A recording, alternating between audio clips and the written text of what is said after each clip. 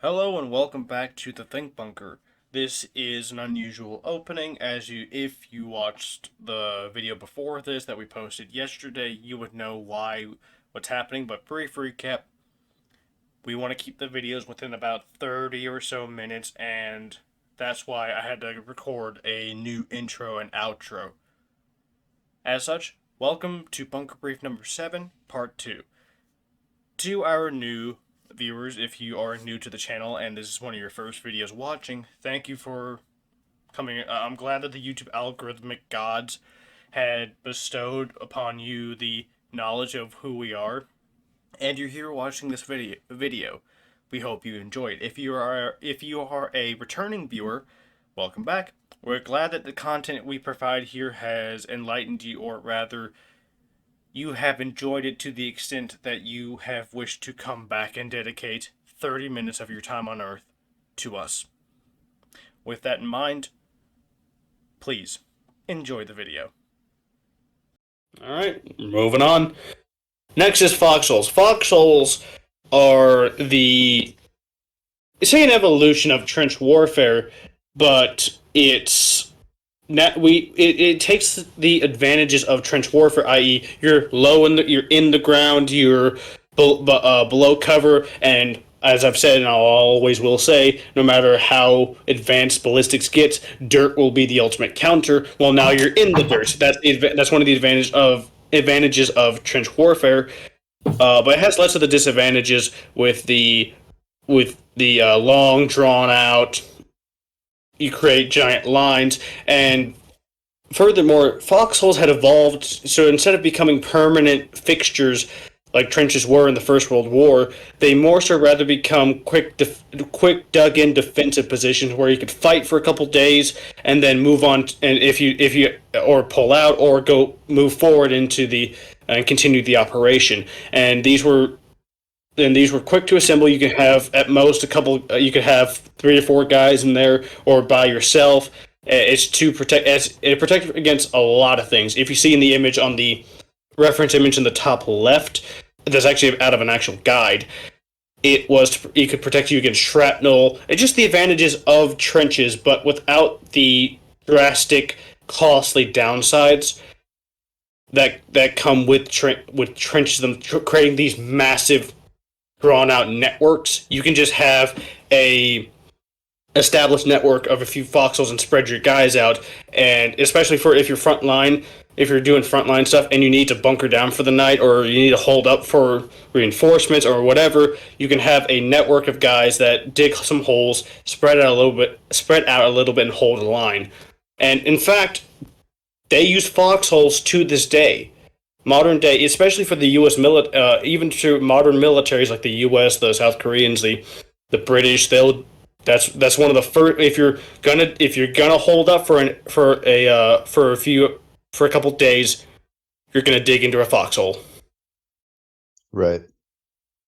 That's why it's still a part of basic training for any military. I do not know of a military outside of countries that do not have a military. That have more than like 1,000 soldiers that do not talk about foxholes or train on how to assemble them. They're simple to assemble. If your soldier can't even use a shovel, why are you giving them a gun?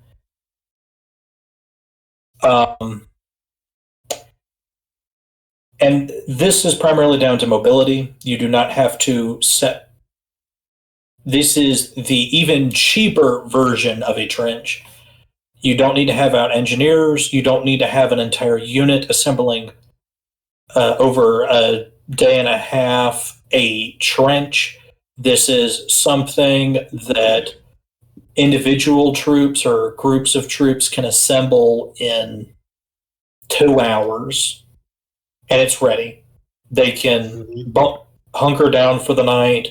They'll be protected from a lot of the airburst shrapnel from World War II that would detonate in the trees and shower the surrounding area with splinters. When I say splinters, I mean like 5-inch long toothpicks moving at almost supersonic speed. Right. Um, This was the era of war where we started moving from combat emplacements that took a long time to be, a long time to build and stay there for a long time, to short time to build and stay there for a couple days. yeah, because World War II is mobility warfare. Everyone is doing mobility warfare unless they are trying to hold a specific area and they know they're going to be there for a very, very long time. Mm-hmm. It's and this also kind of gets into the tactic where this is during the era of war where we have completely most nations, Britain, have left the Napoleonic tactic of lines and long, well defended lines, and instead moved to fluid defenses where uh, you have boxes of men that can hold, and this is one of the defensive positions that they would dig for that purpose. You'd hold a line, and if that line were to be attacked, they could hold out for a while, and then bigger response forces behind the line could then respond to it. And this is a symptom of it because now war is moving quickly. Combined arms has advanced, and the battlefield's changing quickly, and your defenses need to move quickly as well. Trenches can't do that. Foxholes were a way that you can, and there's a reason. Again, they're still used to this day. Right. Mhm. They're using them really heavily right now, and trenches. They're still using trenches over in the war in Ukraine because they are planning on holding those lines for a significant period of time. So they take the effort to actually construct trenches, long, elaborate machine gun nests. Because if you plan on holding it for however long and you don't see the line moving much, might as well assemble a trench. Yeah. But you don't really see trenches much anymore in warfare. But anyways, that's all I have for foxholes. Good here. I didn't really have anything here. This is just the modern emplacement, hole in the ground. Gets its origin from the Second World War. Sideburns, what about yourself? Sweet. All right, and we'll be wrapping up with modern emplacements. So modern emplacements are not only or rather, you can construct a. I'll put it like this: you can effectively construct a fortress in a way, but without the hassle of getting your engineers in there with massive amounts of equipment and pouring a lot of concrete or assembling with bricks. Instead, you can just have literal building blocks or tall emplacements or tall segmented concrete slabs effectively that you can just place down. And I kid you not that they have been simplified. They've been streamlined.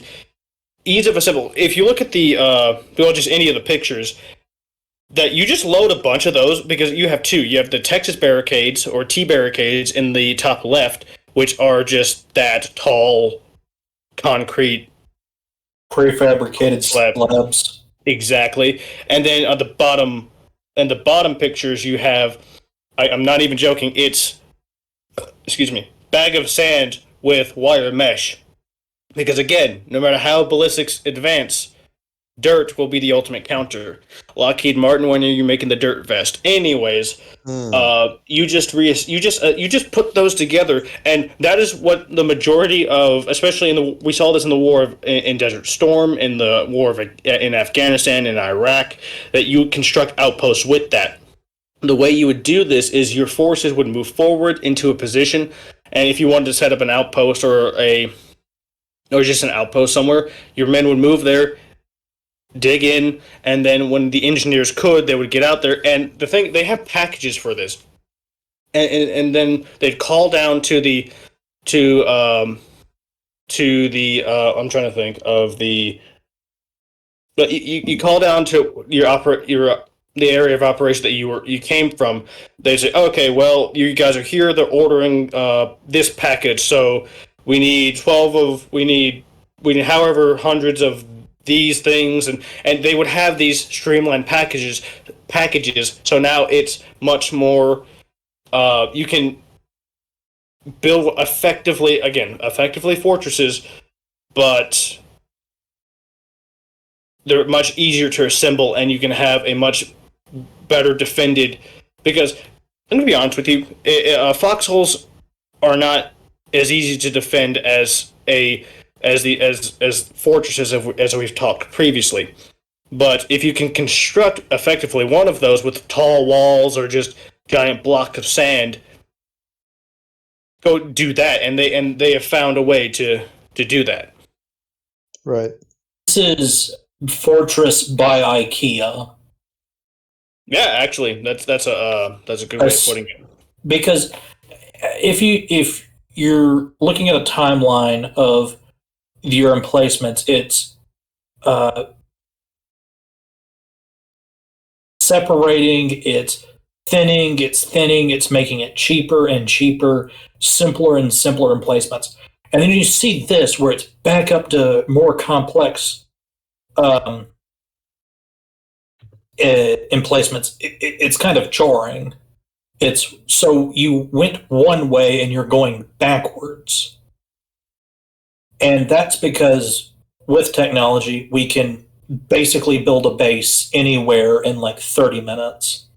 Mm-hmm. Not 30 minutes is the hyperbole, but we can load up whole HQ sections in the back of C-130s and drop them off at an airfield and put them on the back of Hemmets and have them where they want the base in a couple hours, unfold everything, put everything out, fill up the sandbag, fill out the barricades, put up some some concrete blocks, roll out the razor wire. You have a fully functional base. You have pop-out barracks. This stuff can be airdropped in. You can, a lot of these sections, they'll come in either full-sized C trains or I forget what they're called, but they're half C trains. If you don't know what a C train is, if you've ever seen a cargo ship and it's got all those little multicolored boxes on it, that's a C train. It's just the boxes. And they have all the equipment in them nicely and neatly folded up because you want these emplacements because with the kind of warfare that we're looking at now, there is a certain level of occupation that happens where you're going to need to be able to defend something like an embassy, airports, areas that countries want defended, and you're going to be defending it for 5 years. So you build a base off of what you need. And if you need to pack up and move the things, most of the major equipment, you don't need to save the barrack. A lot of these sandbags, it's a sandbag. If you lose it, you lose it. But your radar system, you can throw it on the back of a truck and drive it out or have a helicopter come in and pick it up. We can assemble these things and disassemble them super easily. And they're really easy to defend. So it's nothing but wins. The only problem is these are relatively small areas where a lot of our troops are concentrated, and it is the only place our enemies will attack. So defending them is a bit of a problem, but the solution was to just have active protection systems. With stuff like CRAM, they're trying out lasers now to stop mortars and small drones. Great, now we're in Star Wars. And poorly built missiles. Yes, I know, we're in Star Wars. lasers, directed energy weapons. Well, It's science fiction, but I'm still waiting for the we nuclear actually- death ray drop. that's in the next DLC. And the counter to being shot at so often is don't build, unlike those at Outpost, or whatever lieutenant was so genius enough to put a outpost in the middle of a valley. Outpost Keating, formerly known as Outpost Kimdesh. It's free real No, estate. it's essentially, don't be retarded and don't put your fortifications in a easily attackable position. Mm-hmm. You need to put them in a place where they're better, where you can defend them, where you're not being screwed over by terrain, and where you actually need to defend something. Or you need to have a checkpoint. Or you need to have an outpost that you can then connect with the locals. That actually was the point of Outpost Keating. Mm-hmm. And the best part about these, all of the resources you need to build them are either A, readily accessible through airlift, or you can build them out of stuff like sand, which is all around you in the desert.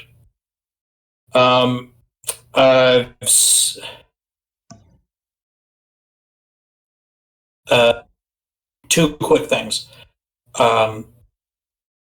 The other thing we can do is we can make pillboxes now prefabricated with rebar in them.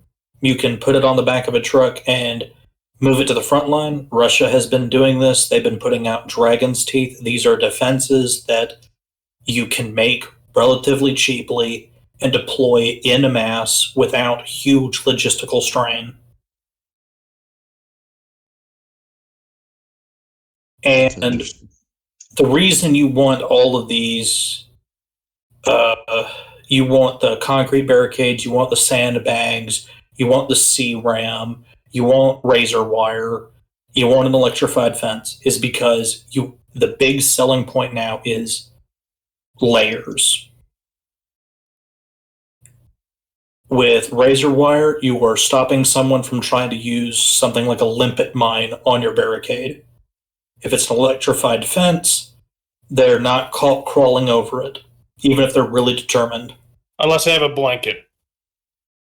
That's not a joke. Whenever my old man was out in Iraq, the counter to concertina wire was just a blanket, and they'd come up to the fences and they'd start shaking the fences, and you couldn't engage them because they're non-combatants. It's like, yeah, but they're tearing down our gate. They're tearing down our gate and running into the non-combatants. Whatever. But so then they just wrapped the fences in concertina wire, so that didn't go well. Yeah, not fun. Oh yeah, no, they did that, and my old man and a couple other guys just started laughing, as they should. I believe I was watching I think it was a Turkish company, because sometimes when I'm bored, I watch what companies are like coming out with as far as military technology. And the big selling point for this Russian barricade system was layers. Because if one doesn't stop them, you've got two more, and each will assist in defending your base for a little bit longer. Mm-hmm. Most U.S. bases have something like a Patriot system at them, or they have a C-ram. The smallest of smallest ones will at least have one mortar pit, and then a series of. I was talking about in terms of defense, because I'm not talking about offense. Offense. No, they had mortars as defensive implements, because if they're coming at the. They had a 120 with white phosphorus. If they come at you, it's, bomb them. And then you also you bombard them with mortars, because starch. It takes the starch out of them. But also, you had a series of M240 Bravos machine gun emplacements, as well as the LRAD stuff, which is just Humvees with 50 cals. Just a series of machine guns. You have your personnel, of course. Then you have your you have vehicles acting as machine gun emplacements, as well as machine gun emplacements proper themselves, and at least one mortar pit. You always at least have one mortar pit to act as a defensive measure. Oh, claymores too. Don't forget those. Mm-hmm. And keep in mind, these outposts are to defend against small arms fire and long range projectiles. You're not going to see one of these trying to stop tanks normally, because at something like an outpost having a tank fired upon them, air support is already inbound on the target usually, or at least you would hope so. Unless the weather is bad. Yeah. Because they're not intended for. They are to occupy an area. They are not there to stop a tank advance. If you have a bunker system, let's say in a hypothetical scenario, you've got a U.S. outpost in the middle of Iraq, and some group gets a whole bunch of captures a whole bunch of Abrams. They're not designed to fight Abrams or to defend against Abrams, because that's usually not a credible threat in these scenarios. Your biggest threats are, like I said, long-range projectiles and some sort of terrorist or sapper working for a military unit with stuff like limpet mines or RPGs, or Lord forbid, some sort of direct fire artillery, like using grads or Tors to use them as direct fire. Yeah. But that's also part of fluid defenses as well, where it's this outpost is getting attacked. It's a holdout box. They're expected to hold out for however long, and now you have your Apaches inbound, you have a B-1 inbound with a 1,000-pound bomb, because that feels good. And that's the point of these outposts. The smallest outposts are just fluid. If they get attacked, they're reliant on nearby assets to come and support them. Mm-hmm. But that is all I have for modern emplacements. That was good here. If you have anything else, make it known. I guess the other thing, no, that's not really on topic. That's off topic. Never mind. All right. Well, in that case, all right. Yeah, I guess that's it for modern emplacements, and that's where we obviously wrap it up. So, thank you very much for watching this video and watching our Madden ramblings. And if you are a first-time viewer, thank you for watching. If you watched all the way through, you should have. If you're a returning viewer, thank you for putting up with us for however long we've been recording. Either way, the video's over. Get back to work. We don't pay you to sit around and do nothing. Wait, do we pay these guys? No. Nope.